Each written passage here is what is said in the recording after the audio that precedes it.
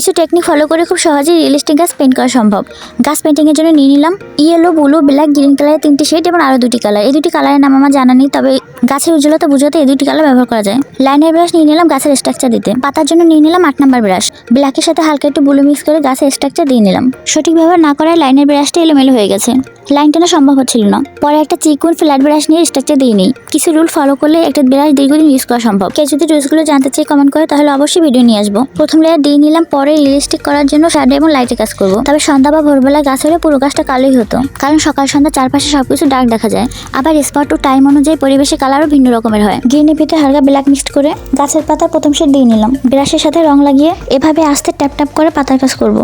Shadow এবং light দ্বারা realistic করে তোলার জন্য 4টা শেড ব্যবহার করেছি। সূর্যের আলো এবং ছায়া বোঝানোর জন্য প্রথম শেড ডার্ক থেকে ইয়েলো লাইটের দিক নিয়ে এসেছি। প্রথম লেয়ার শুকানোর পরে দ্বিতীয় লেয়ার দেওয়ার জন্য গ্রিন কালারের যে 3টে শেড নিয়েছিলাম তার প্রথম শেডটি নিয়ে নেব। প্রথম লেয়ারের উপর পাতার ঘনত্ব এবং জায়গা মেনটেন করে দ্বিতীয় লেয়ার দিয়ে নেব। একটা লেয়ার শুকানোর পরে আরেকটা লেয়ার দেওয়া উচিত, না হলে প্রথম লেয়ারের সাথে দ্বিতীয় লেয়ারের রং মিক্সড হয়ে যায়। ডার্ক থেকে লাইটের দিকে আসার জন্য গ্রিনের ভিতর সাদা বা ইয়েলো ইউজ করতে হয়। দ্বিতীয় লেয়ার শুকানোর পর তৃতীয় লেয়ার দেওয়ার জন্য আরেকটা লাইট গ্রিন নিয়ে নিলাম। পাতা করার জন্য আমি 8 নাম্বার ব্রাশ নিয়ে নিয়েছি। এর মানে শুধু 8 নাম্বার দিয়ে পাতা আর্ট করা যায় ব্যাপারটা এমন নয়, চাইলে সব ব্রাশ দিয়ে পাতা আর্ট করা যায়। আসলে গাছের পাতা নানান ধরনের হয়ে থাকে, পাতার ভিন্নতা অনুযায়ী ব্রাশের ব্যবহার হয়। তবে একটা ব্রাশ দিয়েও নানান ধরনের পাতা আর্ট করা যায়। গাছের পাতা সূর্যের আলো ফুটিয়ে তোলার জন্য একদম শেষের লেয়ার লাইট গ্রিনের ভিতর হালকা ইয়েলো মিক্স করে একদম লাইট সূর্যের আলোর মতো একটা শেড বানিয়ে নিলাম। এই শেডটা দেওয়ার মধ্যে দিয়ে গাছের আসল সৌন্দর্য ফুটে উঠবে। ওয়েদার, স্পট এবং টাইমের ভিন্নতার সাথে সাথে সবকিছুর রঙেরও পরিবর্তন আসে। আর এই পরিবর্তন মেনটেন করে পেন্টিং করতে পারলে পেন্টিং হয়ে ওঠে রিয়েলিস্টিক।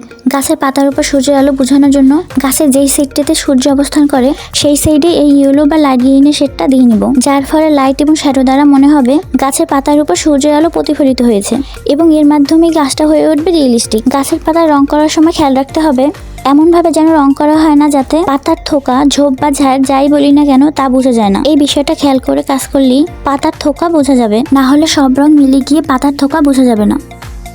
পাতার কাজ শেষ করে এবার চলে এলাম ডালপালা বা গাছের বডিতে আলো রিফ্লেকশন দিতে। ডালপালায় আলো রিফ্লেকশন দিতে যে রংটি ব্যবহার করেছি এটা সঠিক নাম আমার জানা নেই।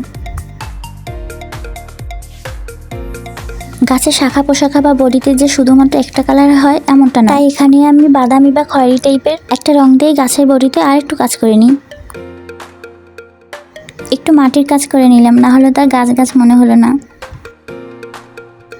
প্রথমে ভাবছিলাম টিউটোরিয়ালই তো, এই পেজ দিয়ে আমি আর কী বা করবো, শুধু শুধু ভার্নিশগুলো নষ্ট করব। পরে ভাবলাম না, একটু ভার্নিশ দিয়েই দিই।